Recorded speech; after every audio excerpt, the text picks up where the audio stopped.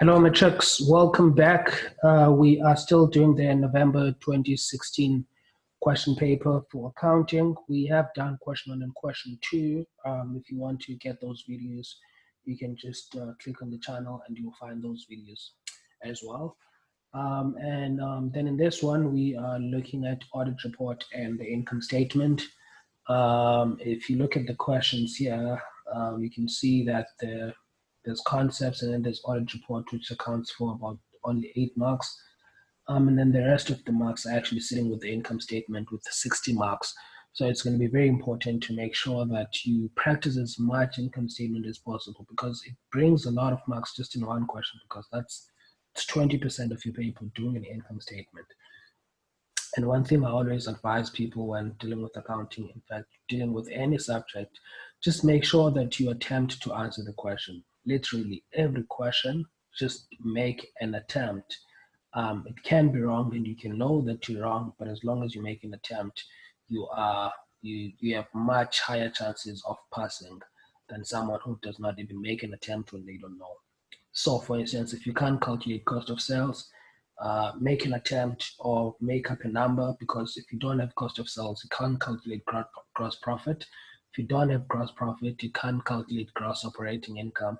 If you don't have gross operating income, then you can't calculate operating profit, and it trickles down.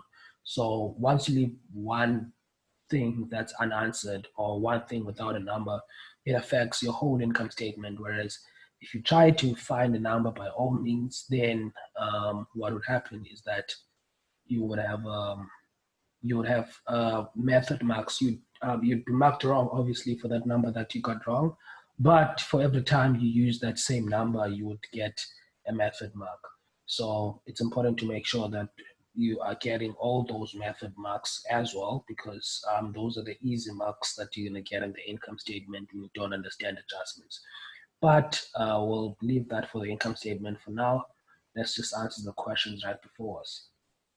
So we are choosing the term to complete the following statements. Then they say write only the term next to the question number, all right, in the answer book.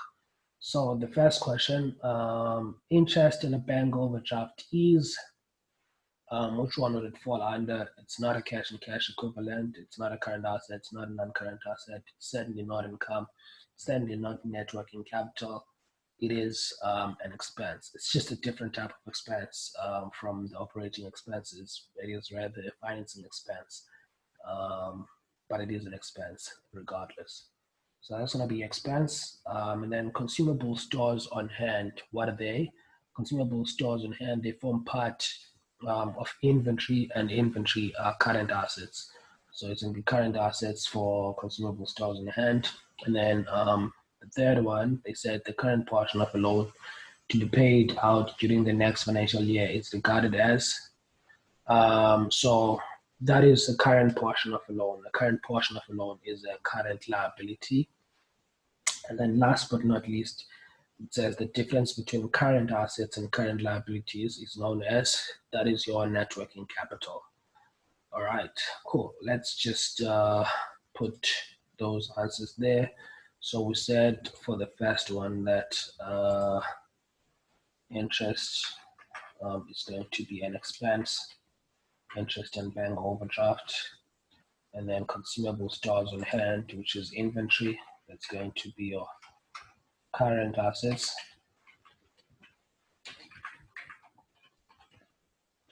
And then the other one that follows is your current liabilities for the current portion of a loan. So current liabilities. And then last but not least, we have the difference between current assets and current liabilities, and that we call net working capital. Net working capital. All right, great. Cool. And let's move on to 3.2 and actually deal with the audit report, and then move on further to the income statement. So the first question, well, we are given some information there from the auditors. Let's just first read that opinion. They say we have examined the financial statements set out in the pages 11 to 29. And then they say here, in our opinion, the annual financial statement present fairly in all material aspects the financial position of Fralezi Limited on the 30th of June, the cash flow for the year ended in accordance with international financial reporting standards and is required by the Companies Act of South Africa. And then you can see those CAs, they signed those audited financial statements. So this is an unqualified opinion because they didn't qualify anything in their opinion. They said everything in all material aspects. We are happy with these financial statements. All right.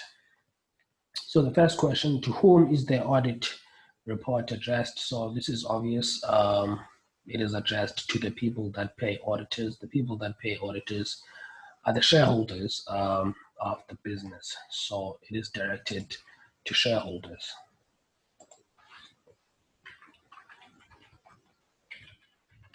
It's not directed to directors. Directors, they wouldn't want to be audited if it was for them. And then 3.2.2, and then he says, who has to ensure that financial statements are prepared and presented at the annual general meeting? That is the responsibility of the directors. So it's directors who are responsible for doing financial statements and make sure that they present them at the AGM each and every year. So it's going to be directors. And then the question that follows, choose the correct word in brackets right next to question 3.2.3 and explain your choice. They say Fralezi Limited received A or N qualified, unqualified disclaimer of opinion audit report. We have already said that it's an unqualified report because in all material aspects and no exceptions mentioned, the financial statement are in accordance with FRS and also in accordance with Companies Act of South Africa. So what we will say here, first thing is that it's unqualified.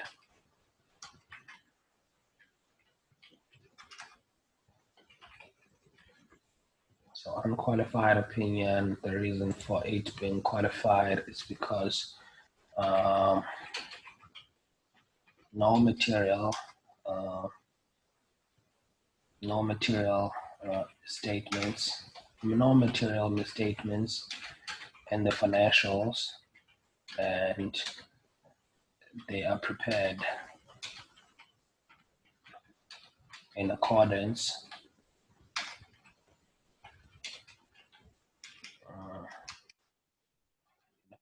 with IFRS and Companies Act.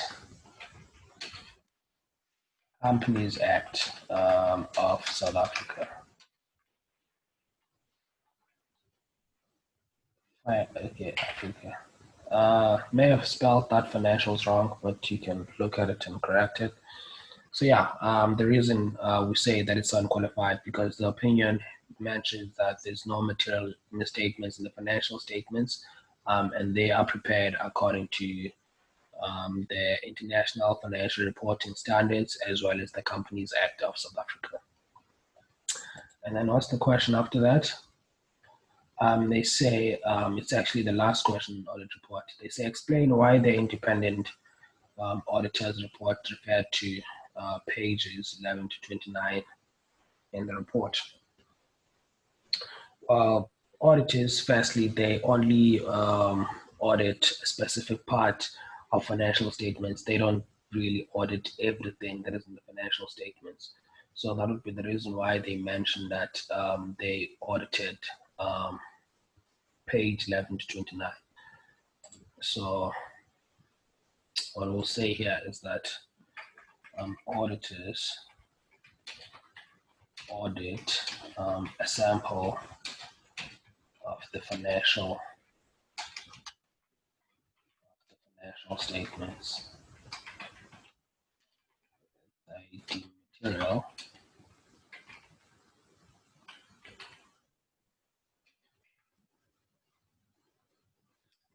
information